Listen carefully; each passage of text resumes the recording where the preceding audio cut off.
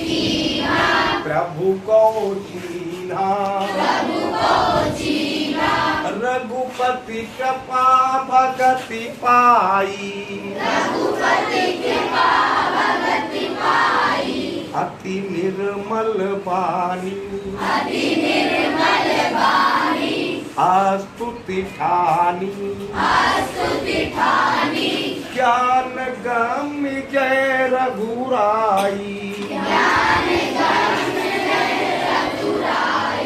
मैं नारी पावन, प्रभु जग पावन, रावण रिपुजन सुखदाई, विनती प्रभु मोरी, मैं मति भोरी, पाहि पाहि शरण नहीं आई, मनु धीरज कीन्हा, प्रभु को चीन्हा, रघुपति कृपा भगति पाई, अति निर्मल वाणी, स्तुति ठानी, ज्ञान गम्य जय रघुराई, मैं नारी पावन, प्रभु जग पावन, रावण रिपुजन सुखदाई,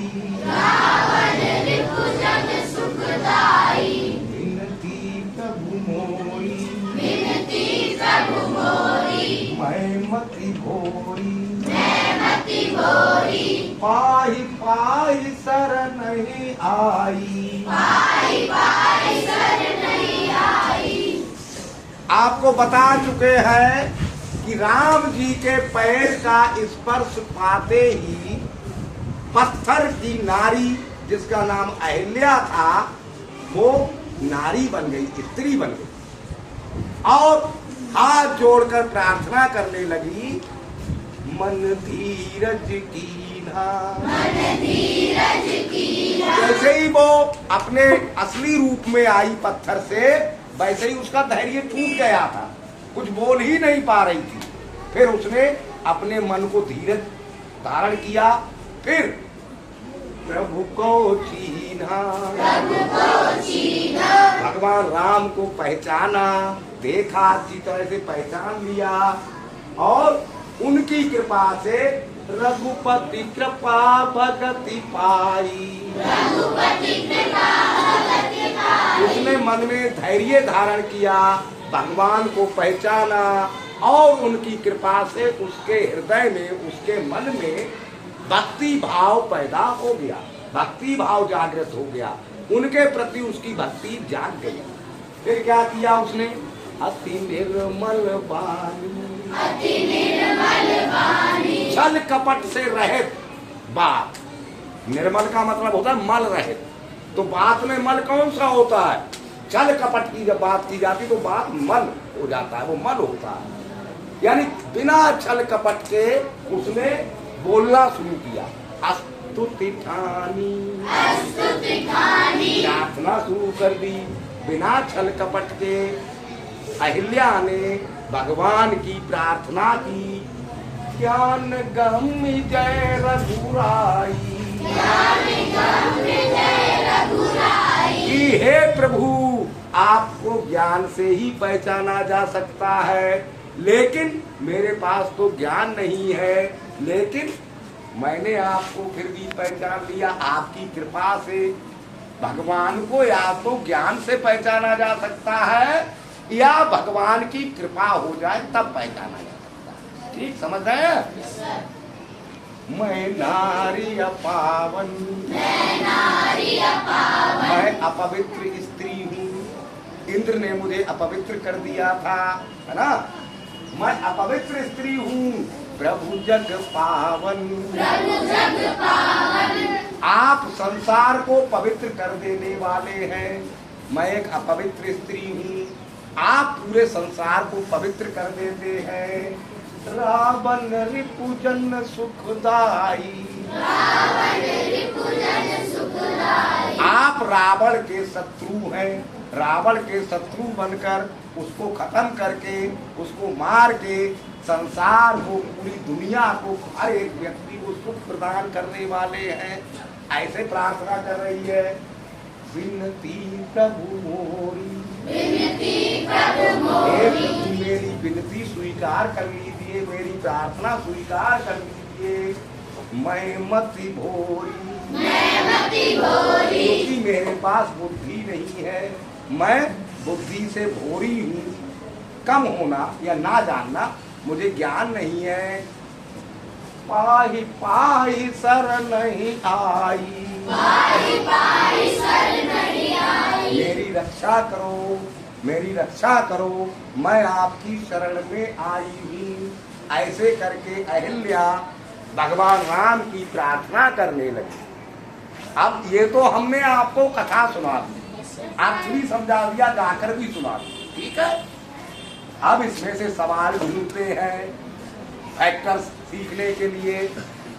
तो मान लीजिए उसने जो प्रार्थना की उसमें उसे 4x² plus 32x plus 64 time लगा, यूनिट, इतने यूनिट का टाइम लगा।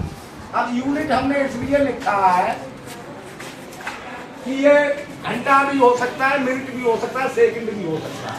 यूनिट का मतलब टाइम को मापने वाली कोई सी इकाई से। मान लीजिए उसने जो भगवान राम की प्रार्थना की उसमें उसे 4x² plus 32x plus 64 unit का टाइम लगा, ठीक है। और time taken to speak 1 sentence, सब सेंटेंस बोलने लगा इतना टाइम, और एक सेंटेंस बोलने में इतना टाइम लगा जितने की उस प्रार्थना में सेंटेंस है।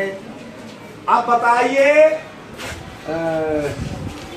टोटल टाइम उसे कितना लगा। अब आपको टोटल टाइम तो दिया, टोटल सेंटेंस कितने, अब आपको ये बताना। तो ये फैक्टर्स निकाल के पता लग जाएगा, क्योंकि सेंटेंस और टाइम दोनों बराबर हैं। तो जितने से हम डिवाइड करेंगे उतना ही हमारा क्वाइटेंट आएगा, दोनों बराबर आएंगे। तो 2 फैक्टर्स हमें पता करने हैं। फैक्टर्स निकालने का फार्मूला हमने आपको बता दिया है। तो अब इस नंबर के फैक्टर्स कौन निकाल सकता है? शाबाश, खड़े हो जाओ सौरभ। पहली लाइन आप बताइए। हाँ, याद से 2x² plus 2x² plus 2 into 2x into 8 plus 8² 8²। ये लाइन आपने बिल्कुल करेक्ट बता दी, जरा तालियां बजा दें इनके लिए। अब अगला नंबर, खड़े हो जाओ। अब आप हमें ये बता दो ताकि जिसकी समझ में नहीं आया हो उसकी भी समझ में आ जाए कि ये 2x² कहाँ से आया। हाँ, 4 का स्क्वायर रूट है 2, तो ये 2 यहां से आया है, यानी फर्स्ट टर्म का स्क्वायर रूट लिखा जाता है, तो वो हमने लिख दिया 2x²। समझ गए? अगला नंबर आप बेटा ये बता दो 2 into 2x into 8 कहाँ से आया? सर जी फर्स्ट टर्म को और लास्ट टर्म को डिवाइड करके। लास्ट टर्म को डिवाइड करके नहीं, मल्टीप्लाई करके, क्योंकि हमें फर्स्ट टर्म और सेकंड टर्म, थर्ड टर्म के स्क्वायर रूट का दुगना करना हो। समझ लो, इन्हें पता नहीं था पर हम समझा देते हैं ये नंबर कहाँ से आए। दूसरे टर्म में हम लिखते हैं फर्स्ट टर्म का स्क्वायर रूट और थर्ड टर्म के स्क्वायर रूट को दुगना करें। तो दुगना करने के लिए हमें 2 से मल्टीप्लाई करनी होती, वो 2 तो यहाँ से आ गया, और 2x फर्स्ट टर्म का स्क्वायर रूट आ गया, ठीक है, और 8 थर्ड टर्म का स्क्वायर रूट आ गया। अब समझ गए ये बात? यही चीज समझ लो, फिर आप फार्मूले से सवाल करो। Sit down. बेटा 8 स्क्वायर कहाँ से आया है? 64 का स्क्वायर है। 64 यानी थर्ड टर्म का स्क्वायर रूट है 8। 8 स्क्वायर यानी 64 के बराबर है। समझ गए? ठीक। हाँ भाई साहब, अब क्या लिखा जाएगा? फार्मूला फार्मूला क्या है? a square plus 2ab plus b square. A square plus 2ab plus बराबर कितना होता है? a प्लस b का होल स्क्वायर। ए प्लस बी का होल स्क्वायर। अब देखो ये ए स्क्वायर हो गया,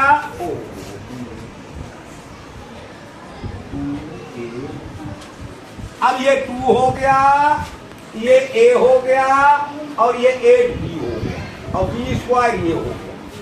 ठीक है, बताइए कितना आंसर आ गया? 2x प्लस 8 का होल स्क्वायर।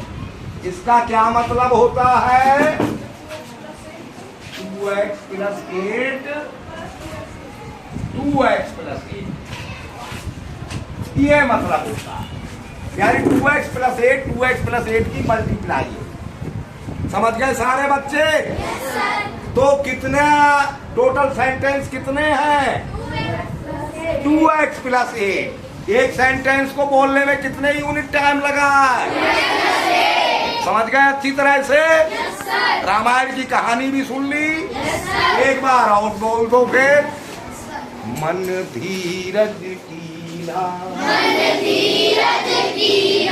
प्रभु को चीन्हा,